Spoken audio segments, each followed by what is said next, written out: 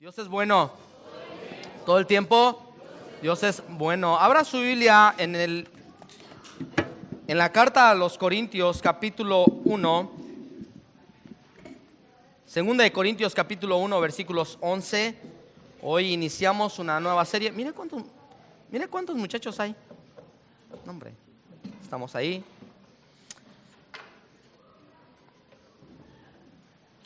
Mientras nos acomodamos,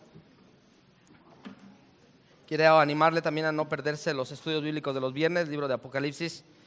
Pero hoy iniciamos una nueva serie titulada Animados en Cristo.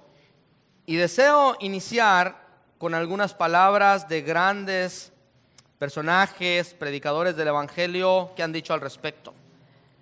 Alguien dijo en alguna ocasión: ¿ustedes les parece que no tengo mis altibajos y que disfruto de un constante progreso espiritual con gozo, ecuanimidad interrumpida? Y dijo el predicador: de ninguna manera, con frecuencia estoy desalentado por completo y todo parece ser sombrío a mi alrededor.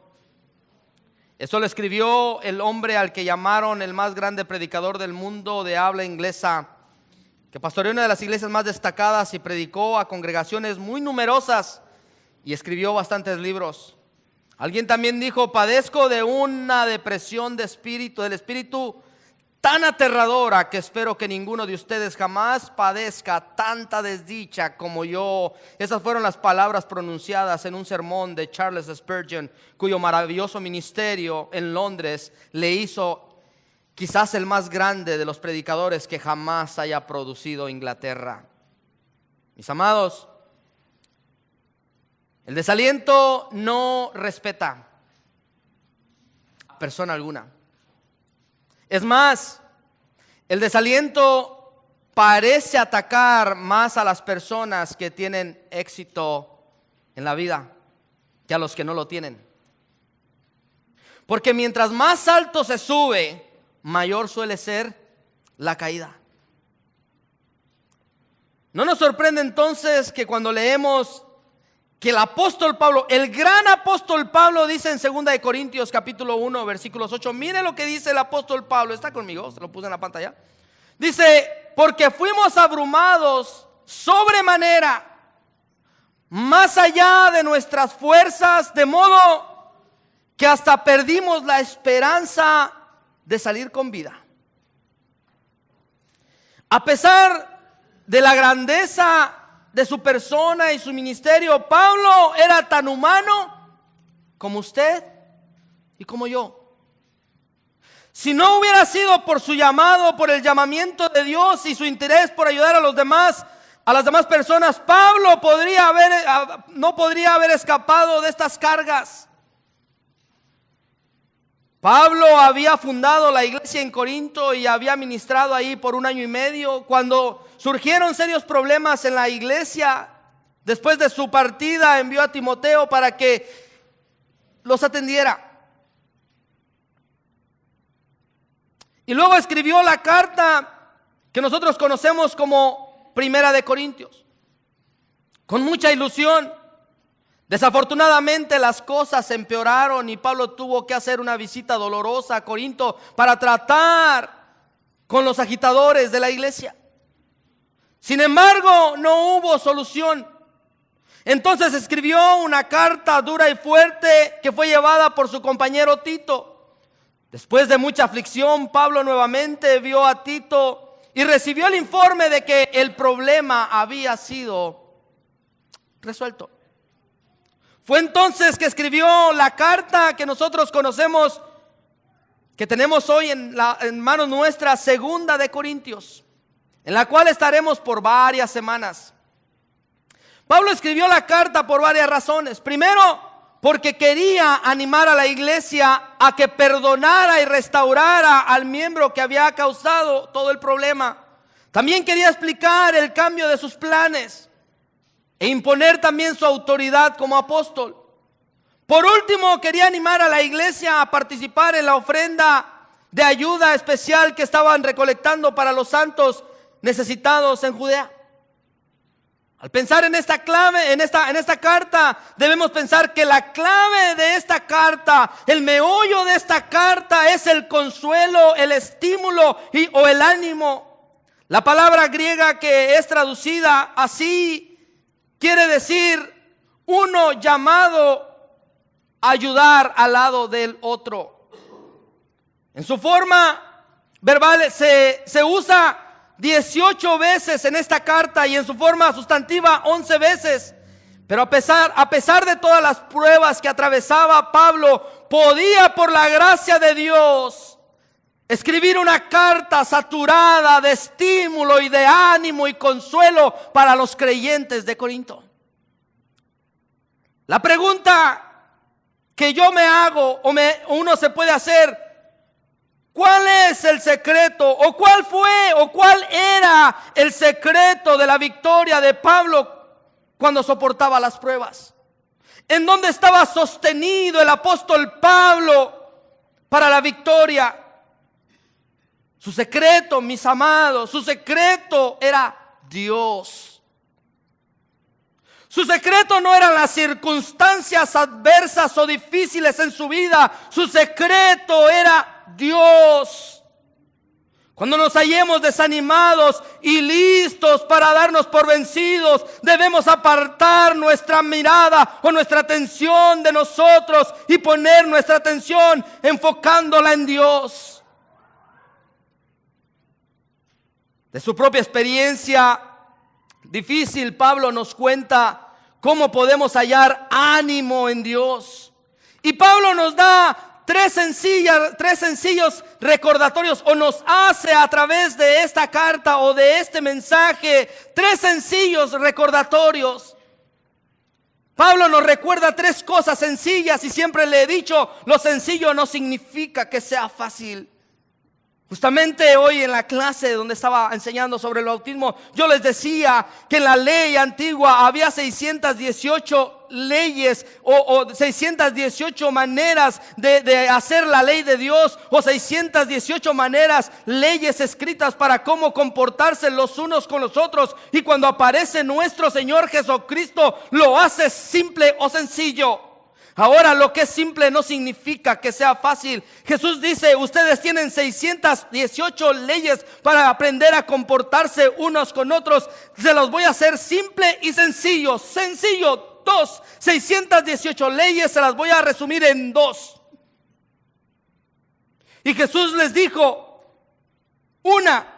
Amarás al Señor tu Dios con todo tu corazón y con toda tu mente y con toda tu fuerza. 2. Amarás a tu prójimo como a ti mismo. Simple. Olvídate de las 618 leyes. Cumple esas 2 y las 618 estarán incluidas ahí. Sencillo, simple, pero difícil. Y Pablo está aquí. Nos da 3 recordatorios sencillos para cómo estar animados. ¿Cómo él pudo decir: estoy caído, pero no estoy derrotado? Estoy caído, estoy como con la capa caída, pero no he sido derrotado. Y él dice, en primer lugar, el apóstol Pablo dice: si estás abatido y desanimado, lo primero que tienes que hacer es recuerda quién es Dios para ti. Pablo dice: posiblemente estás atravesando una situación muy difícil de desánimo y desaliento, pues déjame recordarte esta sencilla verdad para ti. Cuando te encuentres caído y abatido, pon tus ojos en Cristo y recuerda quién es Dios para ti. Mire lo que dice 2 Corintios 1:3. ¿Está conmigo? ¿Trajo su Biblia? Sí trae su Biblia, ¿verdad?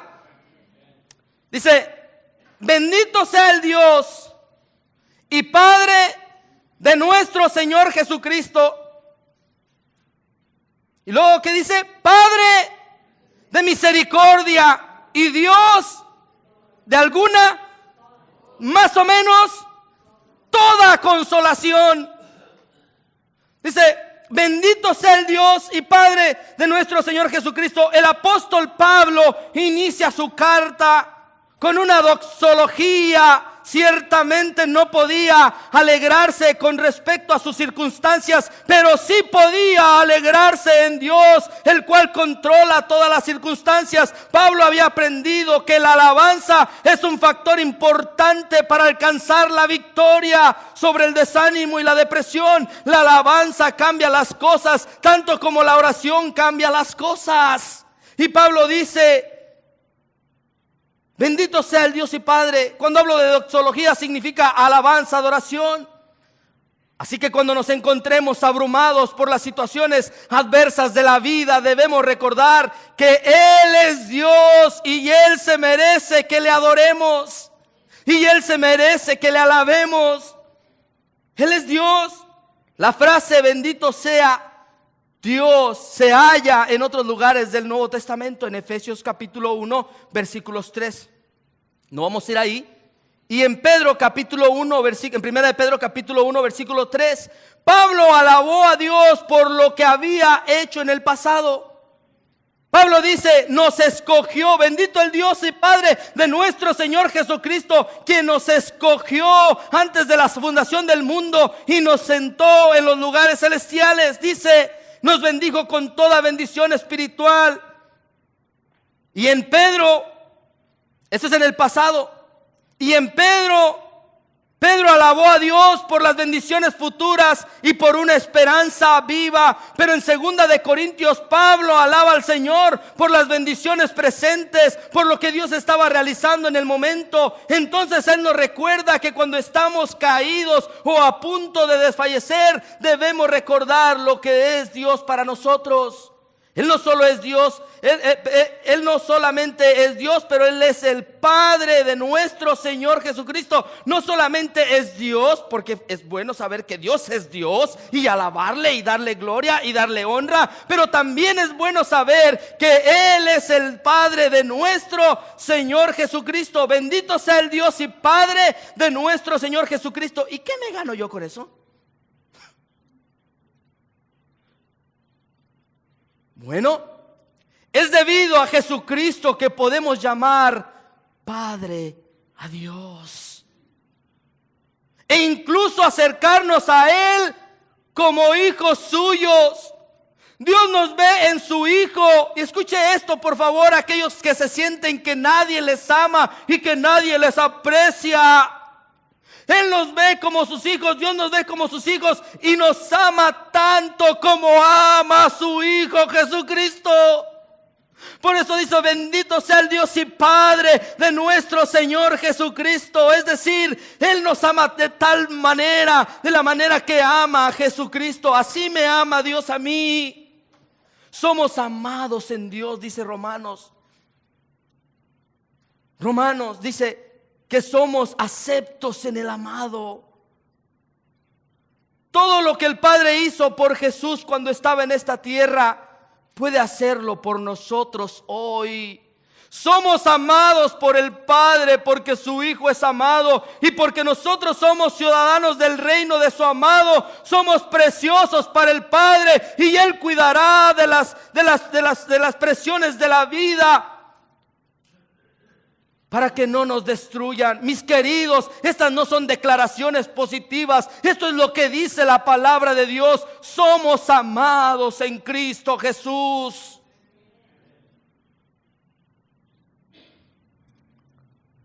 Él es Dios y eso es suficiente para alabarle. Él es el Padre de nuestro Señor Jesucristo y nuestro Padre, pero Él también no solamente es el Padre de nuestro Señor Jesucristo, Él también es Padre de misericordia. Él es Padre de misericordias, no de algunas, de misericordias, dice plural.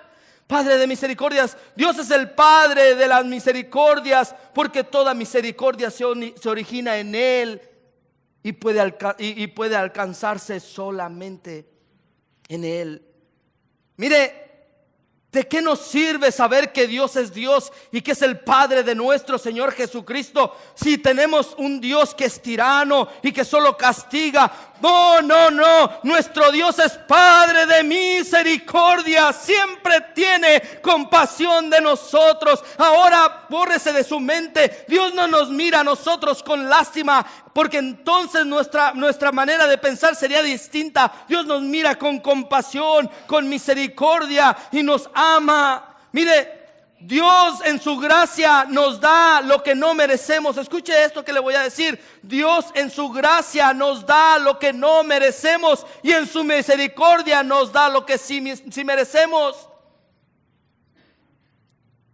Por las misericordias del Señor no hemos sido consumidos, porque nunca decayeron, ¿qué? Sus misericordias, dice el libro de las Lamentaciones, capítulo 3, versículos 22.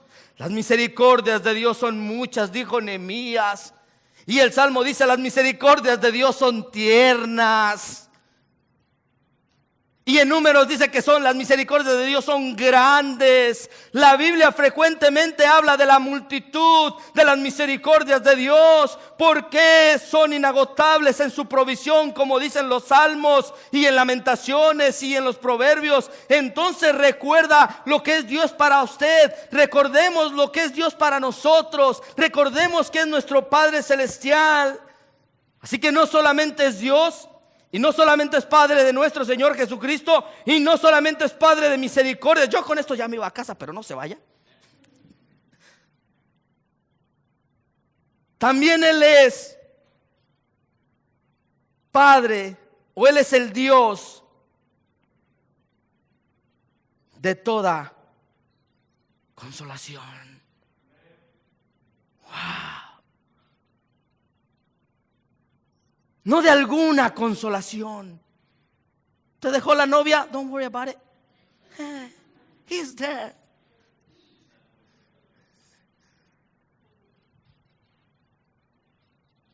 Que te dejó el amigo y el compadre. Ay, pastor, desde que soy cristiano nadie me quiere. Ay, estoy desconsolado. Él nos consuela. Las palabras consuelo y consolación se repiten 10 veces en 2 de Corintios, en estos versículos que hemos estado leyendo.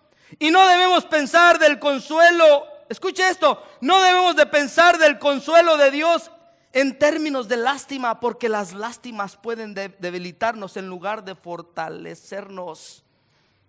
Ay, pobrecito yo, que Dios tuviera lástima. No, es consolación. Dios no nos da una palmadita en la cabeza, ni nos da un caramelo para desviar nuestra atención de los problemas. No. Pone fortaleza en nuestro corazón para que podamos enfrentar las pruebas y triunfar sobre de ellas.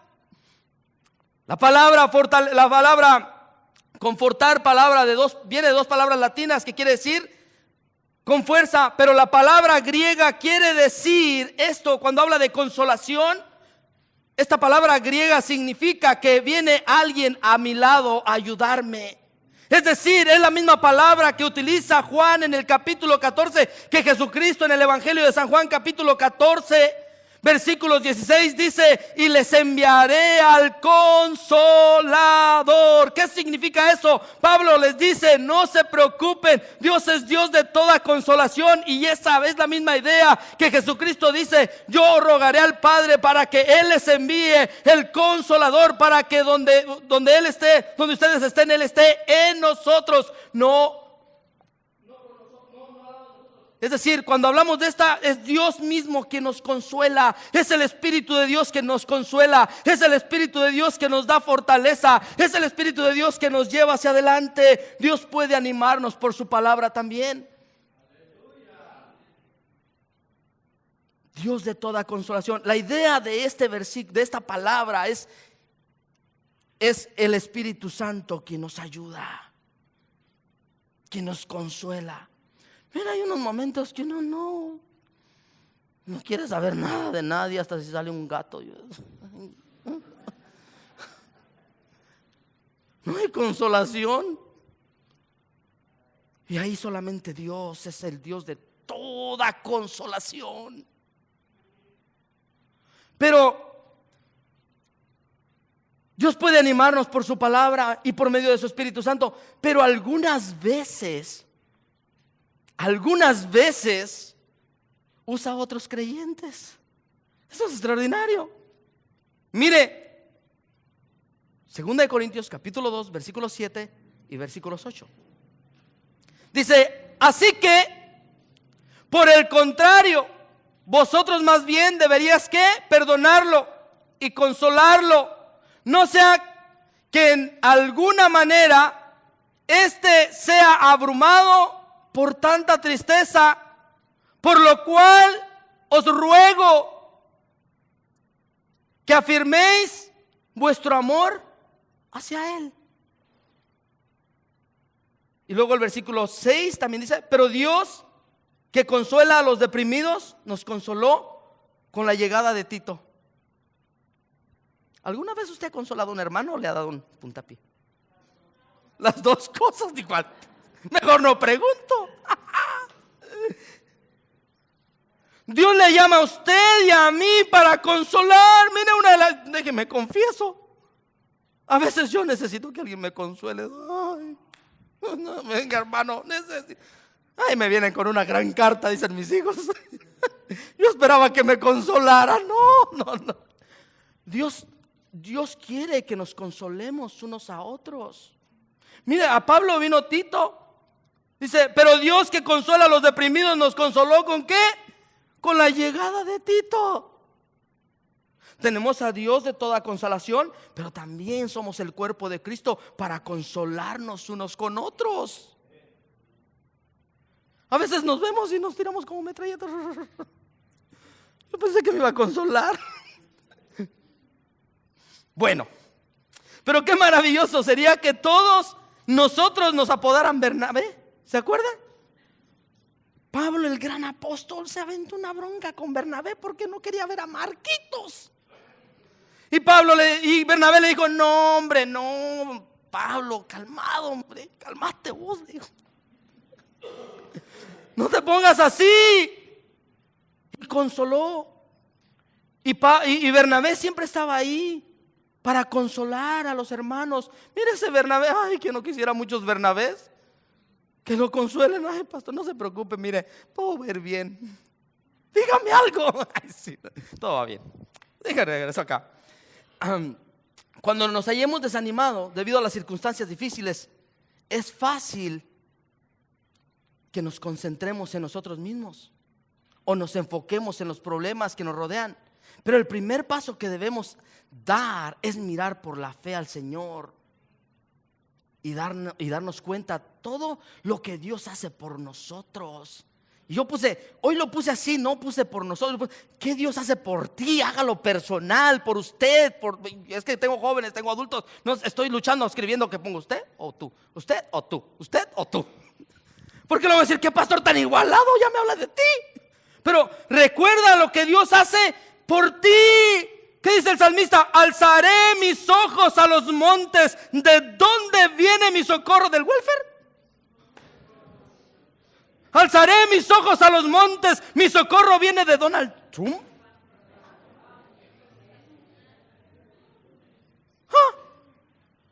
Lloro por el presidente todos los días. No tengo nada personal con él. Pero mi socorro no viene del gobierno, ni viene de los United States de América. I love United States.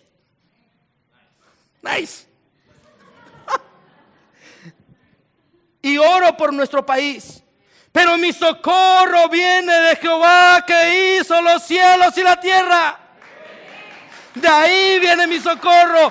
Solamente de Él viene mi socorro. Por eso debemos recordar qué es lo que Dios ha hecho por nosotros en el pasado y lo que está haciendo. No solamente eso, debemos recordar. Pablo nos recuerda lo que Dios hace por nosotros. ¿Quién es Dios para usted? Pero ¿qué hace Dios por nosotros? Mire lo que dice Corintios en el versículo 5, en este capítulo donde estamos. Porque así como los sufrimientos de Cristo son nuestros. ¿Quién dijera eso? son nuestros en abundancia, así también abunda nuestro consuelo por medio de Cristo. Pero si somos atribulados, es para vuestro consuelo y salvación. O si somos consolados, es para vuestro consuelo, que obra al soportar las mismas aflicciones que nosotros también sufrimos. En el idioma griego hay 10 palabras básicas para sufrimiento. Y Pablo usó 5 de ellas en esta carta. La palabra que más frecuentemente usa es una palabra, siempre le digo, tengo problemas con pronunciar griego, apenas hablo inglés, pero es una palabra que es tilipsis. Siempre no la puedo. Y significa estrecho, confinado o bajo presión. En esta carta se traduce como tribulación. Pablo se sentía oprimido por las circunstancias difíciles y la única dirección en la que él podía mirar era hacia el cielo. Por eso cuando cantamos, mire, me encantan los himnos. Y le voy a decir por qué me encantan los himnos. Y mientras Dios me tenga como pastor de esta iglesia, cantaremos himnos. Porque no repiten mucho la misma cosa y está bien. Una de las extraordinarias cosas maravillosas que tienen los himnos es una teología extraordinaria, rica. Por eso, pon tus ojos en Cristo, tan lleno de gracia y amor. Y si usted se dio cuenta, cantamos, y lo terrenal, sin valor, será. ¿Sabe qué significa eso? Mire todos los tesoros que usted tenga acá en la tierra, quedan paliduchos al lado de nuestro amado Salvador. Está bien, si Dios le ha bendecido con su casa en alberca y todo, me invita, está bien, la disfrutamos. Pero a la luz del divino Señor queda pálido todo.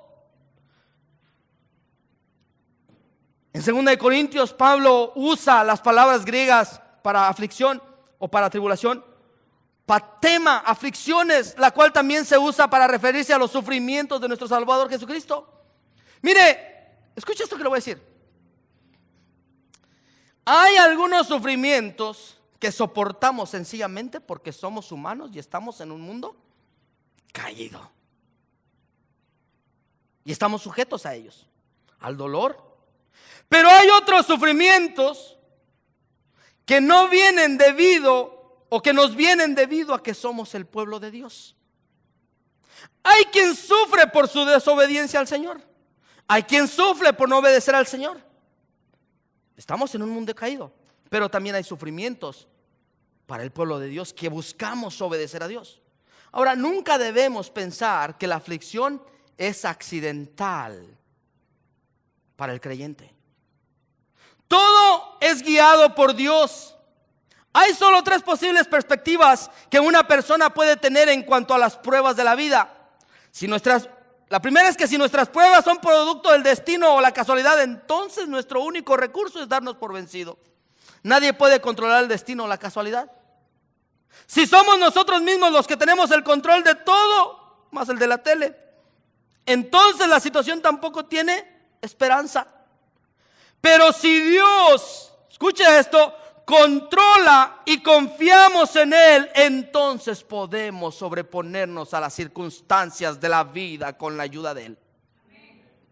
Dios nos anima en todas nuestras tribulaciones, enseñándonos por medio de sus pruebas o por medio de la palabra de Dios que Él permite. Esto no le gusta a nadie. Él permite que las pruebas vengan. Alguien me dijo, pero entonces ¿dónde está el amor de Dios? Él permite. Cuando usted está sufriendo o yo estoy sufriendo, Dios no hace ¡ouch! Él lo permite. Mire lo que dice el versículo 8. Porque fuimos abrumados, ¿qué? Sobremanera, más allá de nuestra fuerza, de tal modo que aún ¿qué? Perdimos la esperanza de conservar la vida. Imagínese que usted está predicando y está a punto de morir. ¿Alguna vez ha estado en esa situación? Yo no, le cuento, todavía no. Pero Pablo se sentía oprimido y yo escribí aquí, Pablo se sentía como una bestia de carga con un peso demasiado grande como para soportar, pero Dios sabía exactamente cuánto Pablo podía soportar. Dios tenía la situación bajo control. Ahora no sabemos cuál fue la tribulación específica, pero sí fue lo suficientemente grave para que Pablo pudiera decir que iba a morir. Si fue peligro de parte de muchos enemigos, enfermedad grave o ataque satánico, no lo sabemos. Pero sí sabemos, escucha esto, que Dios controlaba todas las circunstancias y que protegía a su siervo Pablo. Cuando Dios pone a sus hijos en el horno, no se lo puse en la pantalla, pero cuando Dios pone a sus hijos en el horno, mantiene su mano sobre el termostato y su ojo en el termómetro. Miren lo que dice Pablo, 1 Corintios 10:13. No os ha sobrevenido ninguna tentación que no sea común a los hombres, y fiel es Dios, que no permitirá que vosotros sean tentados más allá de lo que ¿qué? Puedan soportar. Así que Dios tiene el control. Se le subimos poquito nomás. Ya no aguanto, señor. Si aguanta, chaparrito.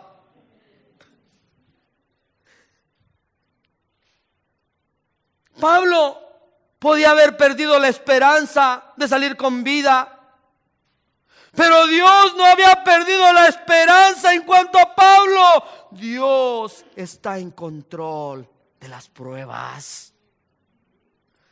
Dios está en control de las pruebas, porque Dios nos capacita para las pruebas. Mira el versículo 9. Espero que no me haya pasado un punto. De hecho, dentro de nosotros mismos ya teníamos ¿qué? La sentencia de muerte, a fin de que no confiésemos en nosotros mismos, sino ¿en qué? En Dios. Me encanta. Yo con esto me fuera a casa a comerme un pollo. No diga, pastor, que ya me dio más hambre. Lo primero que él tiene que hacer, Pablo, o lo primero que Dios tiene que hacer a nosotros, es mostrar cuán débiles somos. Lo débil que somos. Pablo, mire, es que Pablo que no había sufrido ya. A Pablo ya lo habían enterrado como con piedras y todo. Ya había pasado por todo Pablo. Pablo podría haber dicho, no, esta pruebilla yo ya la pasé. Pablo podría haber dicho eso. Pablo era un talentoso y experimentado siervo de Dios que había atravesado diferentes clases de pruebas. De seguro que toda esa experiencia debía ser suficiente para que Pablo enfrentara estas nuevas dificultades y sobreponerse, decir, yo soy Pablo. O sea, esta prueba que, si yo soy el apóstol Pablo. Pero Pablo dijo, perdimos toda la esperanza. Pablo, pero tú eres el predicador, tú fuiste al cielo. Perdí toda la esperanza. Dios está diciendo, confíen en mí. Dios quiere que confiemos en Él, no en nuestros talentos o capacidades, ni en nuestra experiencia o nuestra reserva espiritual. No hay reserva espiritual. ¿En cuánto? Ay, es que ayer la gloria de Dios cayó sobre mí. Pues bueno, eso fue ayer. Eso no le sirve para hoy. Bueno, si me recuerdo, pues necesita regenerarse. En el momento preciso, cuando nos sentimos confiados y capaces, hacerle fuerte al enemigo. Mire, cuando más confiado se siente una persona, está más pronto al fracaso total. Por eso Pablo dijo, porque cuando soy débil, entonces soy fuerte. ¿Sabe por qué? ¿Sabe por qué? Porque cuando usted y yo morimos a nosotros mismos, entonces el poder de la resurrección puede obrar. Es decir, Pablo dice, porque cuando soy débil, soy fuerte. Porque he dejado de depender de cualquier situación, de cualquier cosa natural. He echado a mano a todos los argumentos, pero he decidido que soy débil. Porque en el momento que yo puedo demostrar mi debilidad y caer de rodillas y decir: Señor, ya no aguanto más, de aquí en adelante te dejo que tomes el control. Y entonces, cuando soy débil, el poder de Dios se puede manifestar de manera extraordinaria en nuestra vida. Fue cuando Abraham y Sara estuvieron casi muertos físicamente que el poder divino de la resurrección los capacitó para tener un hijo, el hijo de la promesa.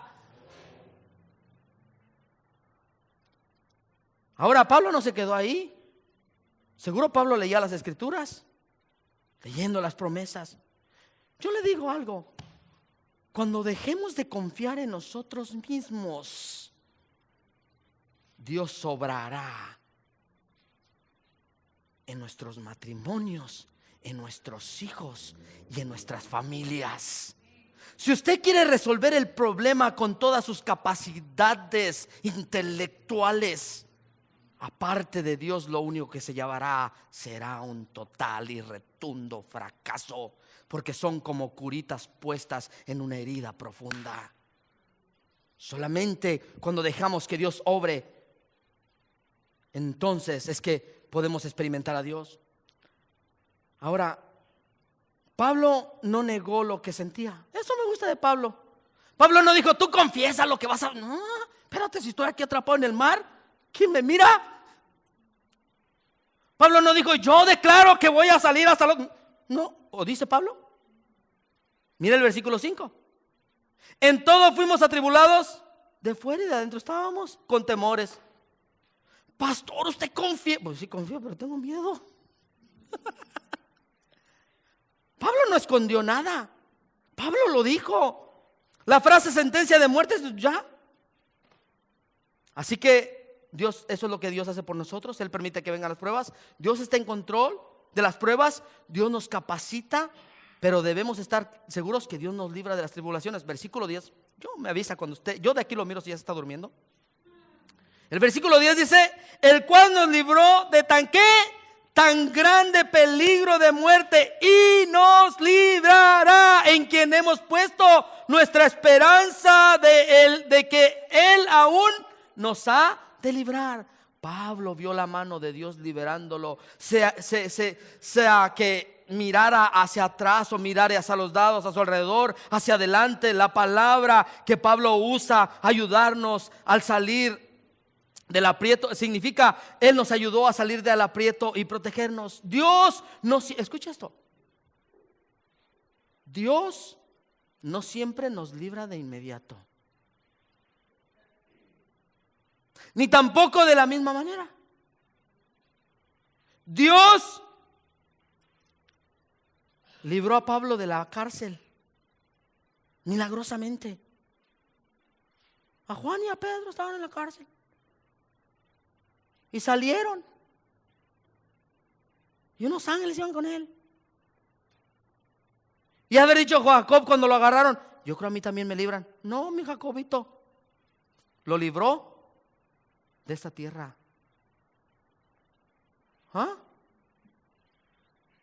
Dios no siempre nos libra de inmediato, ni tampoco de la misma manera. Jacob fue decapitado, sin embargo fue liberado de la prisión. Ambos fueron liberados, pero de manera diferente. A veces Dios nos libra de nuestras pruebas, y en otras Dios nos libra en ellas. Cualquiera hubiera podido pensar: pero ¿por qué Jacob lo mataron? Pero Dios decidió que así fuera y lo libró. Usted no lo ve, quizás ni yo lo veo. ¿Por qué amo tanto este mundo podrido? Porque amamos tanto esta tierra que el pensar en la muerte, Pero Jacobo fue liberado. Miren, este Jacobo dijo: ay, Pablo y Pedro, ay, que les vaya bien durante su estancia de aquí con los terrícolas. Yo al cielo. ¿Cuántos quieren ir al cielo? Ay, yo sé que no van a decir muchos. El versículo 11. Este pobre clamó. Este pobre clamó y lo oyó el Señor. Así que Él permite que vengan las pruebas. Mire, cuando le venga una prueba, esté seguro que Dios está en control. Cada prueba es para probar de qué estamos hechos. Y algunas veces, miren, nos mandan a hacer una prueba así como un test, así bien easy. You fail. Va de nuez. Ay, pero ya pasé por este camino. Pues es que no has pasado, mijo. ¿Otra vez? Pues otra vez. No sé si me explico. Él permite las pruebas. Dios está en control de las pruebas. Dios nos capacita para que soportemos esas pruebas. Pero debemos estar seguros que Dios nos libra. Dios se glorifica por medio de nuestras pruebas. Mira el versículo 1. Cooperando también vosotros, con la oración, para que por muchas personas sean dadas gracias a favor a favor nuestro, por el don que nos ha sido compartido por medio de la oración de muchos. Cuando Pablo informó lo que Dios había hecho por él, el gran coro de alabanza y acciones de gracias ascendió de los santos hacia el trono de Dios. Hay algo aquí bien interesante que quiero compartir con usted. Usted piensa que nuestra iglesia, la amada iglesia de Greenleaf, solo está basada en la persona del pastor, y usted está totalmente equivocado si lo cree de esa manera. Detrás de todo lo que Dios está haciendo hay un grupo de personas que ora, que intercede, que está pidiendo a Dios. Pablo dice que oraron por él. Pablo siempre decía: oren por mí, oren por mí, oren por mí, oren por mí, y siempre estaba pidiendo que oraran por él para que la palabra de Dios fuera expresada libremente y alcanzara a una gran multitud. Hay la historia de un hombre que ya se lo he mencionado mucho, Charles Spurgeon, y él había hecho un cajón abajo donde tenía un grupo de personas para que intercedieran por él mientras él compartía la palabra de Dios. Y en un momento, cada vez que él sentía el ataque del enemigo o algo espiritual, él comenzaba a golpear la plataforma y la gente no entendía. Por eso yo no hago eso aquí, yo espero. Pero él cuando él pateaba, le decía a los que estaban abajo intercediendo: más oración, más oración. Y la historia dice que en una ocasión él se tuvo que ir hasta allá, porque no oraron fuertemente, hermanos. Son diferente, pero cooperan. Miren lo que dice: por el don nos ha sido impartido. ¿Por medio de qué? ¿De las oraciones de algunos? De muchos. Un examen así. ¿Cuándo fue la última vez que oró por su pastor? No me diga. Cooperando a bien. Voy a ir rápido aquí. Ahora, quiero cerrar con esto. Ya no tengo tiempo. Recuerde lo que Dios hace por medio de ti. Segunda de Corintios 1:4. El cual nos consuela en toda tribulación nuestra, para que nosotros podamos consolar a los que ¿qué? Están en cualquier aflicción, con consuelo con que nosotros mismos somos consolados. Mire, en tiempo de sufrimiento, y cierro con esto, en tiempo de sufrimiento la mayoría de nosotros nos inclinamos a pensar solo en el yo. Ay, yo. Ay, sí, yo. Y nos olvidamos de los demás. Nos convertimos en cisternas en lugar de fuentes. Sin embargo, una de las razones para las pruebas es que usted y yo podamos aprender a ser fuentes de bendición para consolar y animar a otros. Debido a que Dios nos ha animado, nosotros podemos animar a otros. Mire, somos un equipo, somos un cuerpo, somos la iglesia de Cristo, somos el cuerpo en la tierra. El pastor no lo es todo. Usted y yo podemos animar a otros. Yo puedo animarle en una situación. Mire, quizás usted ha pasado por experiencias que yo nunca he pasado, y usted puede consolar a un hermano, una hermana que está ahí, a un familiar que está ahí. Usted puede consolarle y usted sabrá decirle mejor, porque usted ha pasado esa situación. Yo quizás como pastor no he pasado esa situación y puedo consolarle, pero no en la manera que usted puede consolar a otra persona, porque cada uno tenemos experiencias distintas. Pablo nos da un ejemplo de que padecía un aguijón en la carne. Mire, tal vez no sabemos qué tipo de sufrimiento. ¿Sabe qué? Ni quiero saber. No necesito saber. Lo que sí sabemos es que Pablo experimentó la gracia de Dios y entonces compartió ese estímulo con nosotros. Dice, hay un aguijón, un enviado del diablo que viene, ay, me abofetea. Yo miro a Pablo y dice, hay un enviado de Satanás que cada vez que viene me da una... Y ya le dije a Dios, por favor, quítamelo. Y la respuesta del Señor fue, bástate mi gracia, porque mi poder se perfecciona en tu debilidad. Pablo dijo, ya no lo pido, ya nomás que Dios me ayude. El tema del sufrimiento humano no es fácil de entender porque hay misterios en la obra de Dios que jamás captaremos sino hasta que estemos en el cielo. Yo no sé, voy a terminar ahí. Mire, Dios tiene que obrar en nosotros antes de poder. Escucha esto, y con esto le dejo y sí. Dios tiene que obrar en nosotros antes de obrar por medio de nosotros. ¿Entiendes lo que le dije? Si no se acuerda de nada de lo que le dije. Dios tiene que obrar en nosotros antes de poder obrar por medio de nosotros. Es mucho más fácil crecer en el conocimiento que crecer en la gracia. Aprender la verdad de Dios y retenerla en nuestra cabecita es una cosa, pero vivir la verdad de Dios y hacerla parte de nuestro carácter es algo completamente diferente. Dios hizo que José atravesara 13 años de tribulación para poder llegar a ser el segundo en la nación. José no entendió ni papa. No entendió por qué sus carnales lo vendieron. Lo metieron a un pozo. Y luego ya está bien feliz José allí con Potifar. Qué feliz soy aquí el que manda. Ya tengo mi Rolls Royce. Y dijo Dios, mi estimado Josecito, te quiero para algo más grande, pero pues todavía no llegas. Entonces a la señora se le ocurre que le gusta Josecito. Debió de haber estado así como yo.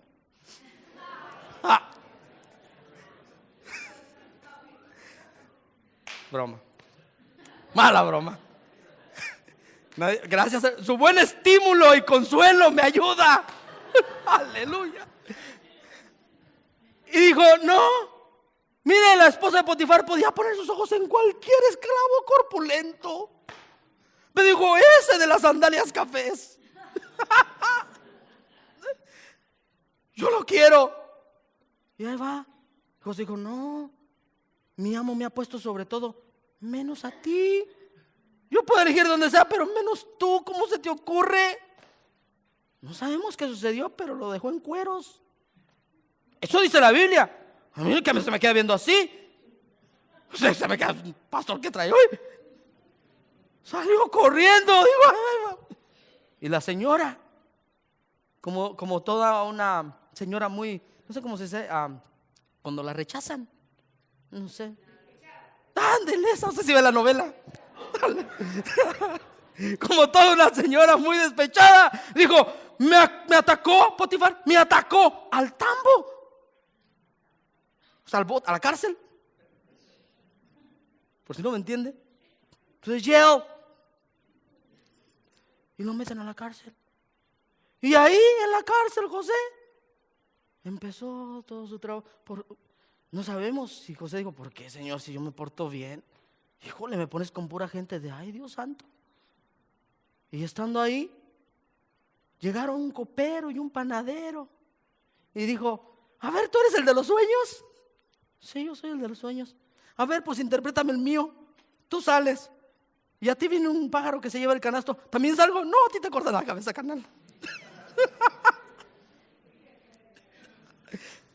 Y después de todo el Ya voy a terminar hoy, sí. Después de todo el proceso, Dios se glorificó en José y José salvó al mundo conocido. Pero ¿qué si nada más le hubieran dicho, a ver José, aquí está tu puesto? Hubiera sido un arrogante, sin comprender a un esclavo. Pero fue un proceso para poder entender a las personas. Pablo tuvo que pasar todo ese proceso para entender a los que todavía no llegamos al cielo. Imagínese a Pablo. Conozco un hombre que hace 14 años fue al cielo. Si en el cuerpo no lo sé, Dios lo sabe, pero miró cosas que ojo no vio, ni oído han llegado, ni siquiera han subido al corazón del hombre, y son las que Dios tiene guardadas para los que le aman. Imagínense a Pablo con ese currículum. Ay, ustedes terrícolas. Pero dijo, mira mi estimado Pablo, estuviste en el cielo, pero ahí está un chamuquillo para que te recuerde que eres débil y puedas entender a los que luchan, y a los que sufren, y a los que padecen. Inclinemos nuestro rostro, solo porque no tengo más tiempo.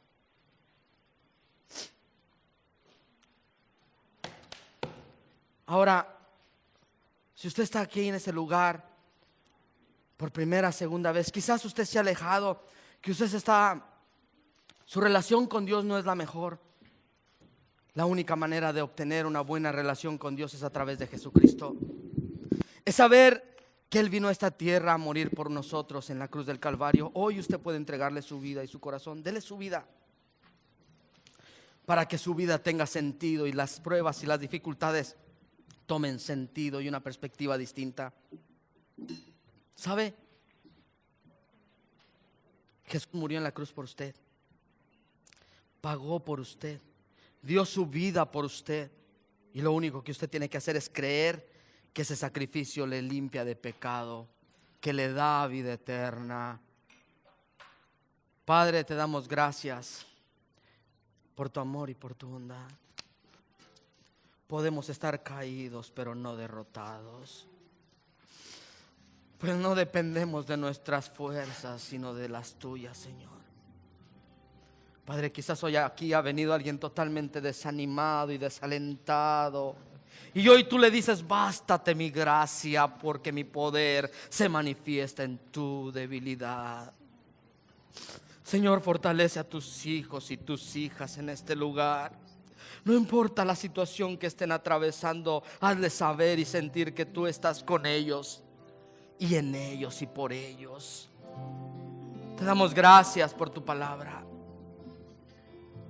Que tu palabra nos fortalezca, Señor, en el nombre de Cristo Jesús, mientras nos preparamos para ofrendarte, para darte con amor.